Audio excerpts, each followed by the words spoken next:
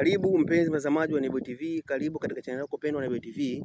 Kwa siku ya leo tulikuwa tunaangazia kuhusiana na kilimo cha bamia. Tupo katika kilimo cha bustani, tumeweza kumtembelea mkulima wetu kama unavyomwangalia katika screen yako hapo.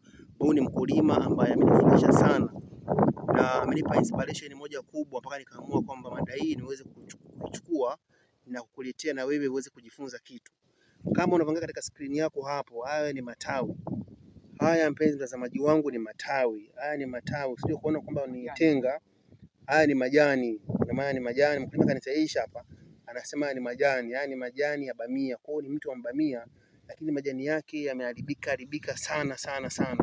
Yaani kama utakuwa ni mkulima, ina maana kuna kitu cha kujifunza hapo, na leo pia tutajifunza kwamba kwa nini mpaka nafikia hatua hii, inasababishwa na kitu gani, na tiba yake asili kabisa itakuwa ni kitu gani cha kuweza kukusaidia, ili kusudi na wewe kama utakuwa unakutana na changamoto kama hii, ili kuweza kuivuka na kuweza kupambana nayo. Kwa hiyo ni kitu ambacho kimenisababisha mpaka mimi leo nimeamua kuletea video hii ili uweze kujifunza.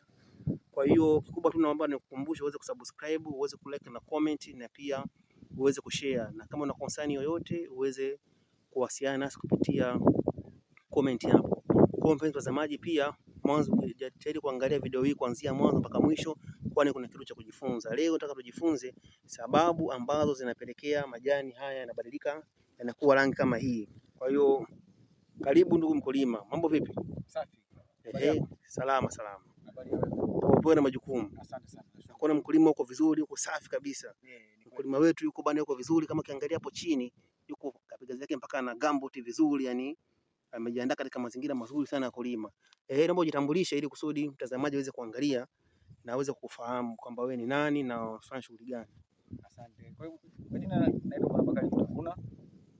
Napatikana maeneo haya Makalaga. Mimi ni mkulima wa zao la bamia kama unavyoona. Kwa hiyo karibu sana ndugu mtangazaji. Asante sana. Kwa hiyo watazamaji wetu leo nimeona niwaletea mada hii nzuri, kwamba wao na mimi tunashangaa kwa pamoja kwamba kwa nini majani au matawi ya bamia yapo katika hali kama hii. Sasa nashukuru. Huu ni ugonjwa ambao unasababishwa na wadudu ambao mtakuwa kufikia hii hali unavyoona, lakini bahati mbaya kama mzuri nimejaribu nipambana kadri ya hali iwezekanavyo. Hapa tayari hii nimeshaivuna mara kadhaa, lakini hii hali imetokea baada ya kukosa huduma ya dawa. Yani huduma ya dawa ilikuwa ndogo mpaka ifika hatua ya dudu kuathiri kija ambacho watu hivi leo. Ila nashukuru kwamba nimevuna. Kwa hiyo hii inasababishwa na wadudu. Hao ni wadudu. Hao wadudu wanaitwa mahungu. Hapa kwa mfano kama utaona hapa kwenye huu mjani ambao ni wapo kwenye majani, kama utapata bahati hapa nitawaona, basi nitakuonesha baadhi ya wadudu ambao tunaita mahungu ambao wana hasidi. Kwa hiyo hawa wadudu kwa dawa zao maalum ambazo tunazipuliza, hawa wadudu wanakuwa hawaoni tena, ila kupitia na ukame wa mazingira ile kazi mbaya mpaka kufika hatua ya kuathiri chini. Kwa hiyo mpenzi mtazamaji wa Nebuye TV, kwamba majani haya au matawi haya yamesababishwa na wadudu. Kwa hiyo unapoanza kulima kilimo chako cha bamia jitahidi sana mpenzi mtazamaji, kwamba ili kusudi bamia zako ziwe vizuri na katika mazingira mazuri, inatakiwa uweze kujitahidi sana swala zima la kupulizia dawa. Si ndio hivyo? Ndio. Kwa dawa ni muhimu sana pamoja na maji. Kwa hiyo athari kubwa hii ni kama si dawa ndugu mtangazaji, uweze kuvuna. Dawa lolote sio bamia tu. Dawa sasa hivi kama si dawa uweze kuvuna kitu. Kwa hiyo kwa bamia na mazao mengine. Kwa mti wa bamia ulipata kama plastiki ngapi au ulipata pataje? Okay. Hii sehemu ndogo kwa sababu ni kama sehemu ya dai hapa. Nashukuru kuna wastani wa kila mchumo na uchuma hizo bamia na chuma visado 5, visado 4, visado 6 mpaka kufika hatua za kuisha kama hivi unavyoona.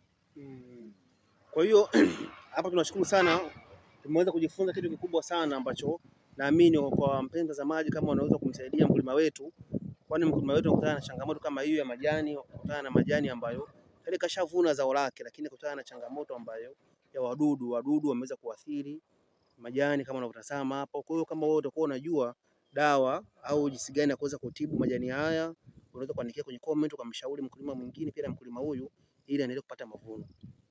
Kwa hiyo mtazamaji, bila kupoteza muda, naomba tuweze kuishia hapa. Mwisho wa video hii na mwanzo wa video nyingine ambayo itahusiana na swala zima la kilimo cha bamia pamoja na mboga mboga.